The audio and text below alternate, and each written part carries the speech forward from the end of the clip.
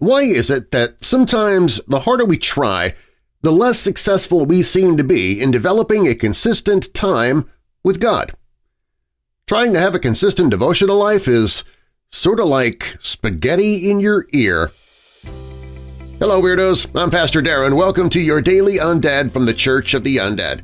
This is my opportunity to bring you into what I'm doing with my own daily Bible studies, or perhaps bring you a short message of hope and encouragement during the week, aside from the normal Sunday episodes. If you've not already subscribed, be sure to do so now so you don't miss future uploads, and please invite others you think might also like the podcast. Tell them to visit WeirdDarkness.com/church for links to the podcast, our Facebook page, and more. That's WeirdDarkness.com/church. You are probably looking at the title of this message and wondering what on earth Darren is up to today. Well, I'll be reading from a book called Energizers, Light Devotions to Keep Your Faith Growing, written by Nate Adams. And it was originally published through Campus Life Books, so it's geared towards a younger audience. But even now, at the age of 55, I absolutely love these. I used to share them on my Christian radio show regularly when I was still doing Christian radio. And this is one of my favorites, Spaghetti in Your Ear. I don't like lifting weights. They're heavy, and once you lift them up, you're supposed to put them right back down again. It all seems so futile. I do like playing basketball, however. One year after the season was over, my coach suggested that I devote some of the off-season to lifting. I was a tall guard that he was trying to make into a small forward. That meant I had to bang around underneath the basket with players under whose armpits my head fit neatly. Usually they were tough guys who had tattoos and spit a lot, often in my direction.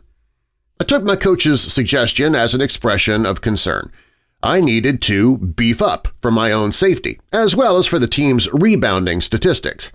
I had a couple of hours before dinner that day, so I headed off to the weight room.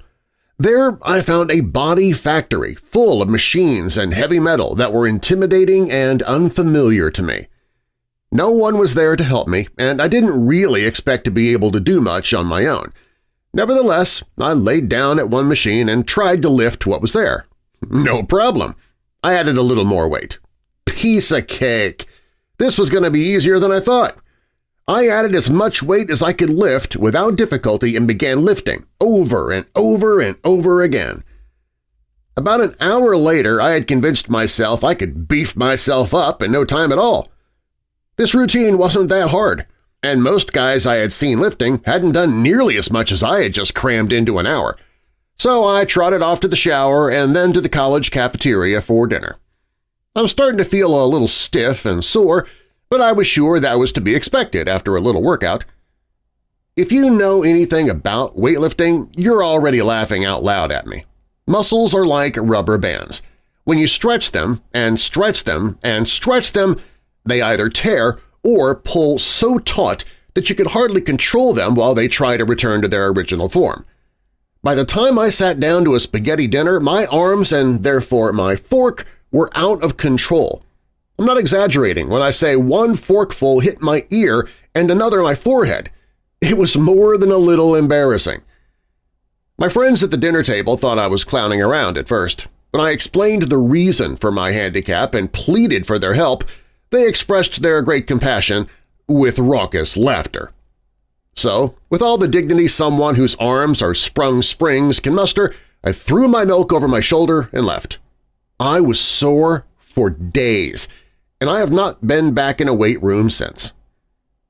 2 Corinthians 12 verse 9 says, "But he said to me, My grace is sufficient for you, for my power is made perfect in weakness.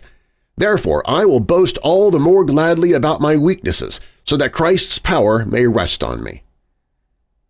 At times I approach my devotional life in the same unrealistic way I approached weightlifting. Dissatisfied with where I am, I undertake an ambitious crash course entirely in my own strength. I go at it hard for a short period of time, find I'm unable to sustain what I set out for myself, then let my discouragement keep me from making any progress at all. I'd be much better off to get some instruction from an expert, then humbly approach the task a little at a time, gaining strength as I go.